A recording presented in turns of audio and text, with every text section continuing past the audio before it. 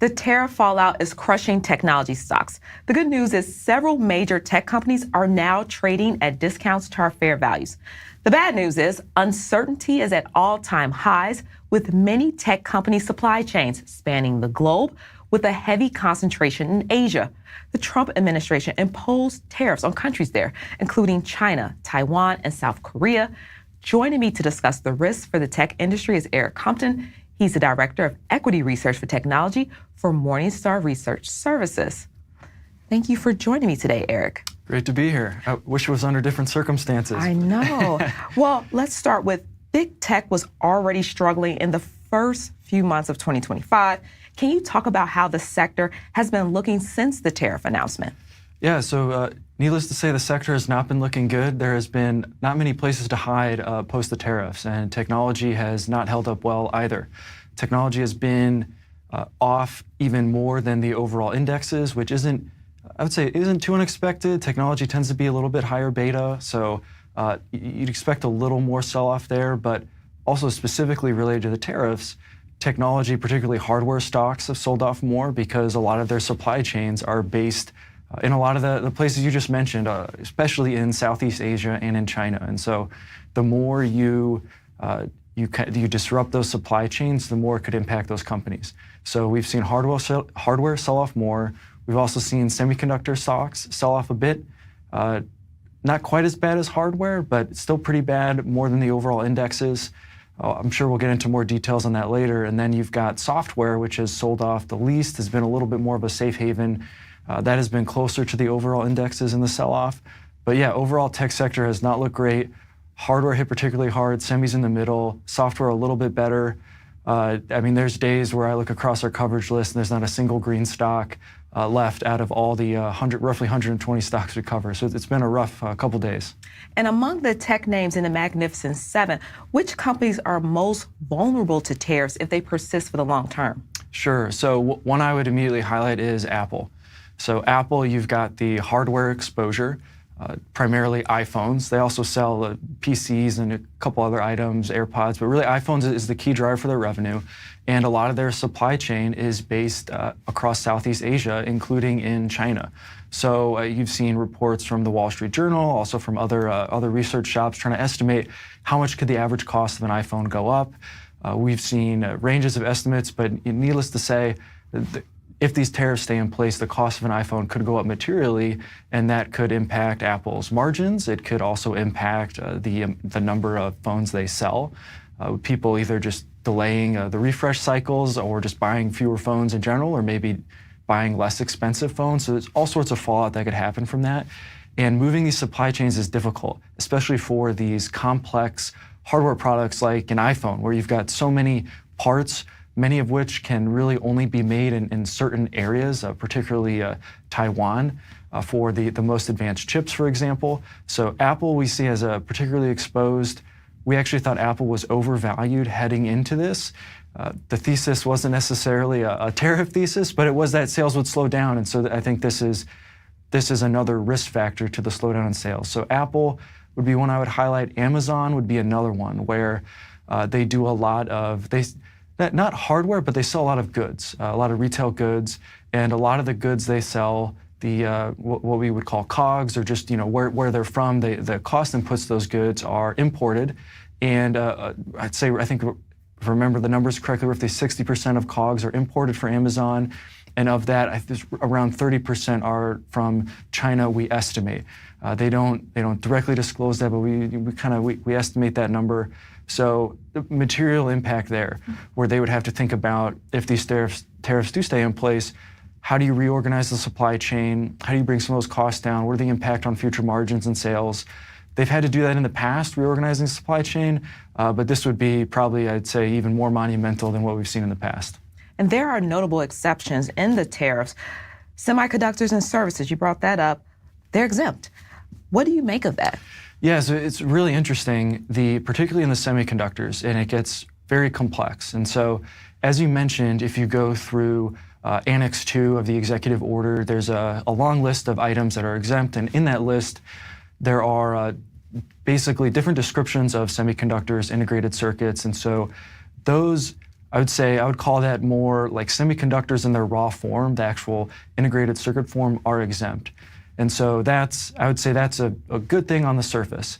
You also, the way the supply chains work are these products, you might manufacture the chip in Taiwan, then you ship the chip to maybe an assembly area in China. And so they go back and forth, manufacturing, assembly, testing, et cetera. And a lot of that can happen outside of the US. And so none of that would be tariffed theoretically because it all kind of stays outside of the US.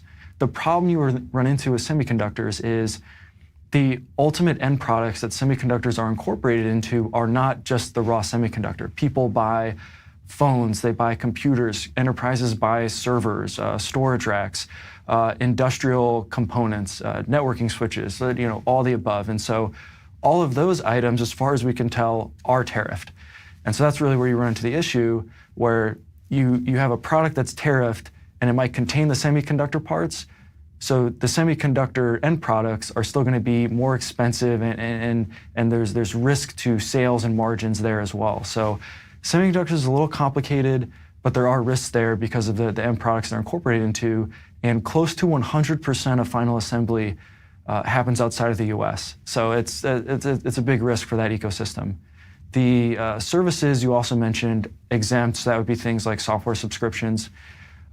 That actually is one area we think is a better place to hide out right now. Software companies are going to have some exposure to cyclicality related to recession, or if end markets get weak for them, there can be some decline in, for example, subscriptions or seats sold. But overall, no direct tariffs on software, and so we think that's going to be a little bit safer. And we are starting to see some more attractive valuations there. The one big risk you hear that come up often with software is, does a country like the EU respond with reciprocal tariffs that specifically target services? Because the US exports more services than they import, and that would be an area where if you wanted to try to gain maximum leverage in a sort of tariff war, that would be an obvious area to look. Our base case right now is that doesn't happen, but it is a risk worth considering. And let's stay on the theme of risks. What other risks do you think remain in this trade war? Sure. So a couple I just mentioned. Really, I think a meta risk is escalating tariffs. And so particularly on services, but also we just saw headlines come out a few minutes ago, Trump threatening China with, I don't know what you would call them, like retaliatory tariffs, basically retaliating to China's response to the initial tariffs. And so I think tariffs could still be escalated from here. You don't know exactly what the end product that all the final tariffs are going to be on. So particularly around services, so I would highlight that. And it seems like there's less room to negotiate with China. And so I think investors need to seriously consider what supply chains look like and what the world looks like if tariffs on China do not come off. I think it's a risk people need to seriously consider. One of the ramifications of that would be supply chains would need to be dramatically reworked. And so that's something we're actively researching and thinking about. And I think investors should not go into this thinking that there's just going to be a bunch of deals made in the next couple of days and it's all going to go away.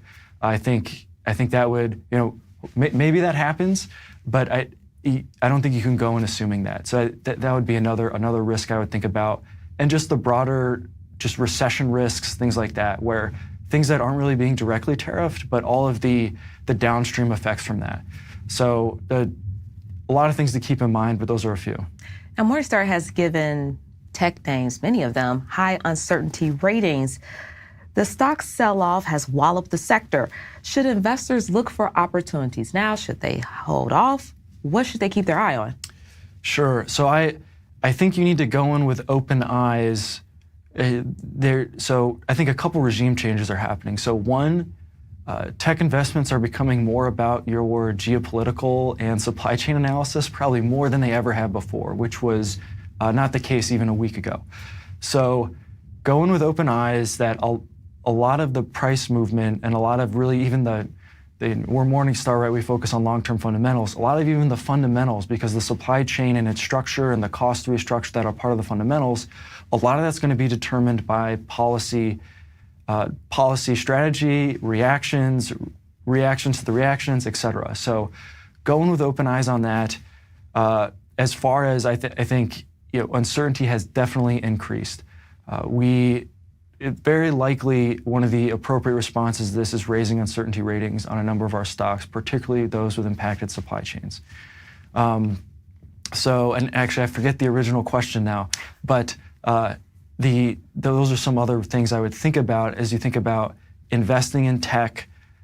Things could go lower, and a lot of it's going to depend on the geopolitical policy, and there's just a lot of uncertainty around that, and a lot of that's it's not related to how you would have analyzed these companies in the past, I guess. So hold off or look for opportunities? Well, there's always a price, right? Price matters, price to fair value. The way I would approach it is try to sort things on risks, price, and maybe risk to fair value. And so things like software, I'd say, have less risk to fair value in our opinion versus hardware. If you have to reorient your entire supply chain in very difficult ways, higher risk to fair value. Exposure to cyclical end markets like autos and industrials, higher risk to fair value. So I would look in cheap names in places like software, places with exposure to structural demand trends that are unlikely to get disrupted. One area we're actively thinking about that is AI. You've got these hyperscalers with big pockets who view AI as sort of a component of their strategy that's necessary to compete in the future, so that maybe has a little more structural demand behind it. Really anywhere you can find where you think revenue is going to be a little more stable. And software, names related to the AI theme, and a couple others we've looked at are ones related to maybe more stable government spending. So the IT consultants are probably a little more uncertain there, but you've got companies like Motorola Solutions, public safety spending, that's probably not going to change too much. You've got companies like Tyler Technologies, where they do things like software that makes the court systems work. So that's probably not going to get cut. So those would be the areas we would look. We are seeing more attractive valuations in software, lower risk to fair value changes there. I would look there.